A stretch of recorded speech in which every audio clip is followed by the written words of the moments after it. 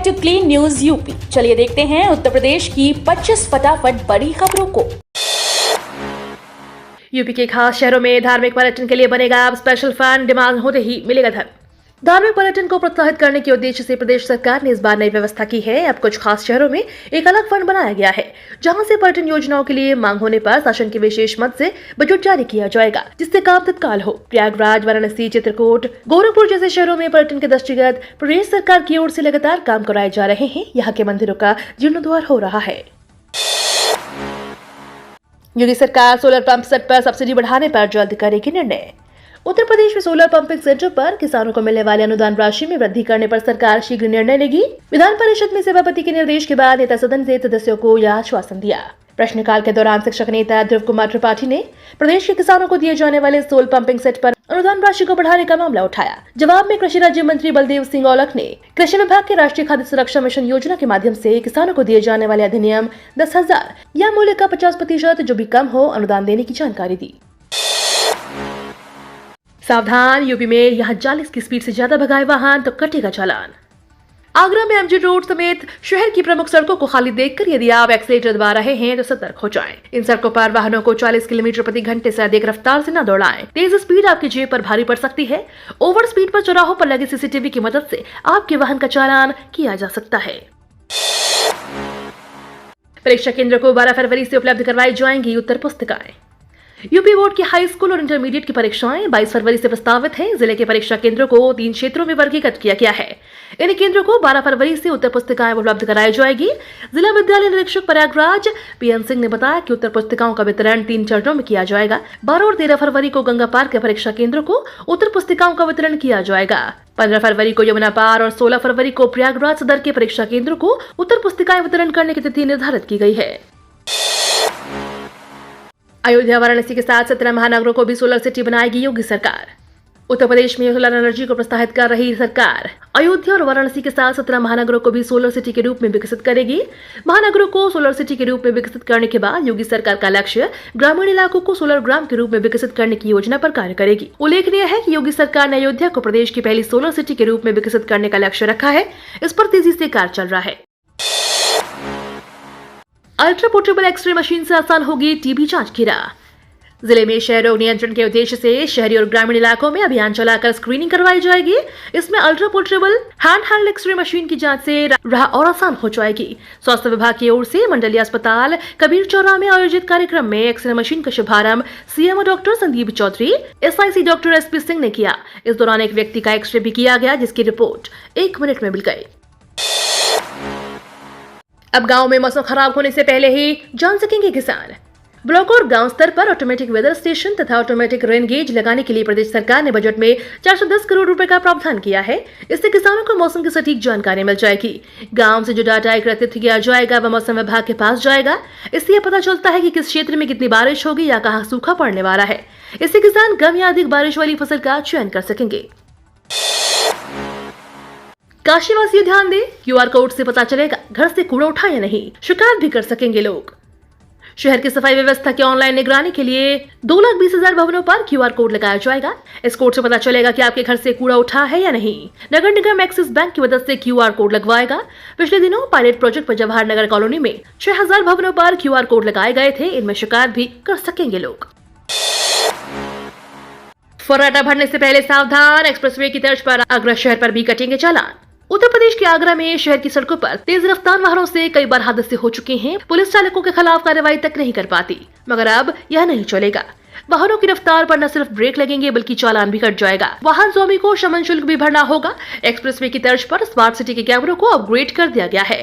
Police कैमरों की मदद से गति का पता कर चालान की कार्रवाई करेगी। ज्ञानव्यापी तहखाना में पूजा को चुनौती देने वाली याचिका पर सुनवाई 12 फरवरी को। इलाहाबाद हाई कोर्ट में ज्ञानव्यापी तहखाने में पूजा करने के आदेश को चुनौती देने वाली याचिका पर बुधवार को सुनवाई पूरी नहीं हो सकी। कोर्ट अब यह सुनवाई 12 फरवरी को करेगी। इससे पहले सुनवाई शुरू होते ही मंदिर पक्ष की ओर से जिला जज के आदेश को सही बताया गया था, वहीं मस्जिद पक्ष ने इसे गलत बताया है। दोनों पक्षों की ओर से तर्क दिए गए। कोर्ट ने बहस पूरी न होने की सुनवाई को 12 फरवरी तक के लिए टाल दिया है। 3 दिनों के लिए प्रयागराज में भारी वाहनों पर नो एंट्री। माघ मेले में सबसे प्रमुख स्नान पर्व मौनी अमावस्या के मद्देनजर जनपद में आज 8 से 11 फरवरी तक बाहरी वाहनों के लिए नो एंट्री रहेगी। यह प्रतिबंध बुधवार रात से 11 फरवरी तक लागू रहेगा। आदेश पास धारक वाहनों पर भी प्रभावी होगा। भारत जोड़ो यात्रा में शामिल होंगे अखिलेश। यूपी के वित्त मंत्री सुरेश खन्ना ने कहा कि सपा अध्यक्ष अखिलेश यादव ने राहुल गांधी की भारत जोड़ो न्याय यात्रा में शामिल होने से कोई फर्क नहीं पड़ेगा। वो जनता का विश्वास खो चुके हैं। वित्त मंत्री ने कहा कि दोनों को एक दूसरे पर भी विश्वास नहीं है। सपा कांग्रेस पहले भी गठबंधन कर लड़े और हार चुके हैं। दोनों के साथ आने से यूपी की राजनीति पर कोई फर्क नहीं पड़ेगा। जनता पहले भी उन्हें नकार चुकी है। दोनों अपने अपने से मन बचाने का प्रयास कर रहे हैं। आज से बदले रूट से चलेगी बनारस एलटीटी एक्सप्रेस समेत 11 ट्रेनें।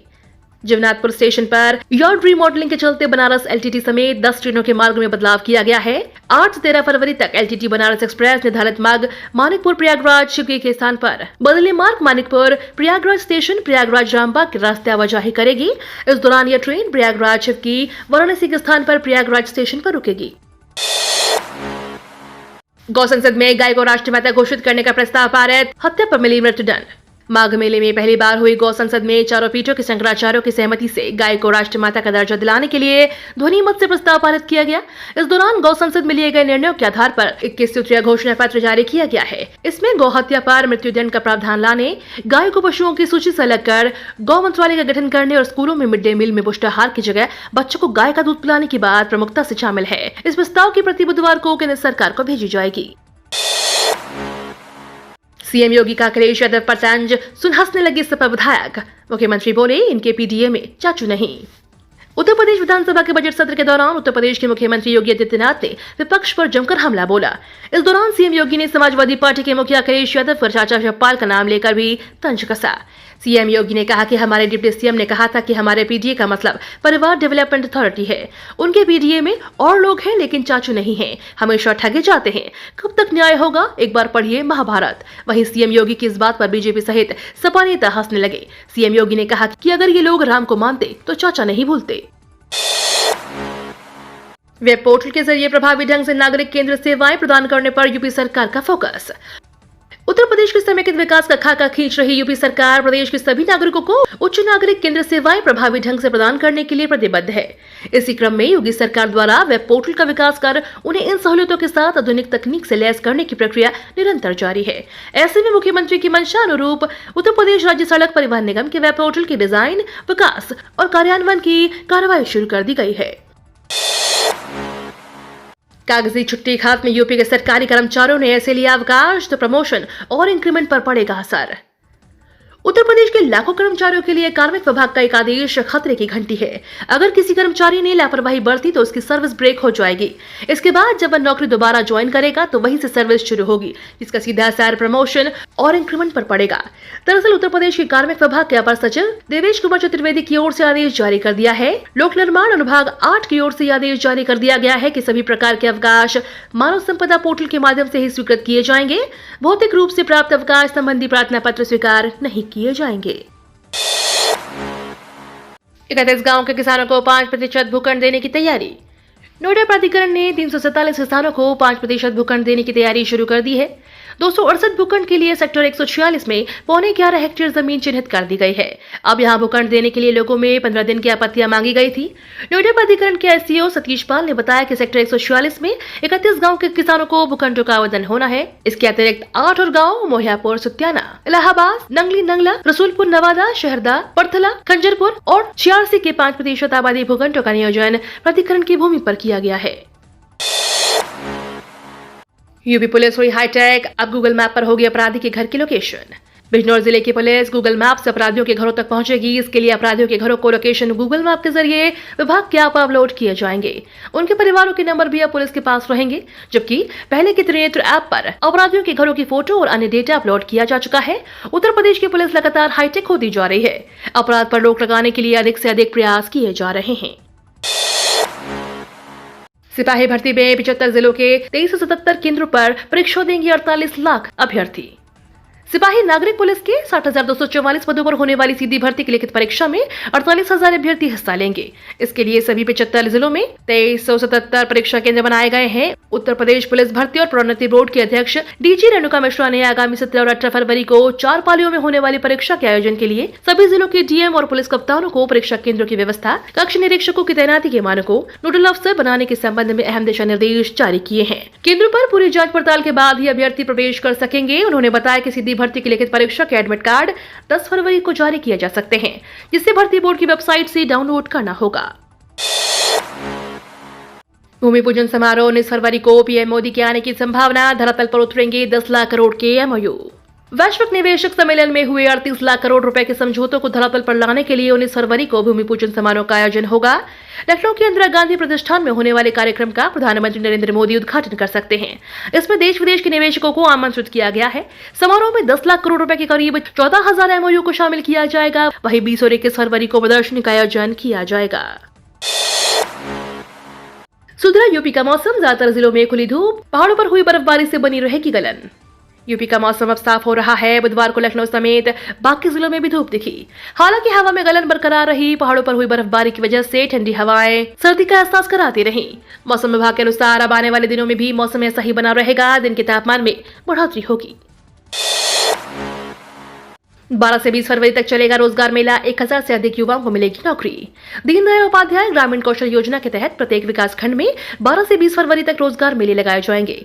मेले में 1050 लोगों को रोजगार देने का लक्ष्य रखा गया है। इस दौरान मेले में 20 से अधिक कंपनियों के आने की संभावना है। मुख्य विकास अधिकारी अनिल कुमार सिंह ने बताया कि रोजगार मेले का आयोजन उत्तर प्रदेश कौशल विकास मिशन, जिला सेवा योजना कार्यालय, राज्य के व निजी औद्योगिक प्रशिक्षण संस्थान संयुक्त रूप से करेंगे। यूपी के इन जिलों में जल्द शुरू होगी भूमि अधिग्रहण प्रक्रिया। आवास विकास की नई परियोजनाओं के लिए भूमि अधिग्रहण की प्रक्रिया जल्द शुरू होगी। डीएम एमबी सिंह ने आवास विकास परिषद व स्टाम्प विभाग के अधिकारियों के साथ बैठक करते हुए कहा कि आवास विकास की नई परियोजना के लिए भूमि अधिग्रहण के दौरान शासन आदेशों का पूर्ण रूप से पालन किया जाए। नई परियोजना के लिए अधिसूचित गांठों की भूमि के बनामों पर रोक लगाई जाए। जयंत की भाजपा में एंट्री की सियासी गलियारों में अटकलों का दौर, रालोद का इन सीटों पर दावा। सभा के साथ सीटों के बंटवारे पर पेंच फंसने के बाद रालोद अध्यक्ष जयंत सिंह की खामोशी ने गठबंधन में शोर मचा दिया है। सियासी गलियारों में भाजपा से नजदीकियां बढ़ने पर खूब तर्क दिए जा रहे हैं। रालोद के रणनीतिकार भी असमंजस में हैं। लखनऊ में विधानसभा सत्र बीच में ही छोड़कर विधायकों को दिल्ली से बुलावा दिया गया था, लेकिन फिर इन वक्त पर इंतजार करने के लिए कह दिया गया। उठापटक से अलग अलग मायने निकाले जा रहे हैं। तो ये थी आज की 25 फटाफट बड़ी खबरें। अगर आपको न्यूज पसंद आई हो तो वीडियो को लाइक और शेयर जरूर करें। धन्यवाद।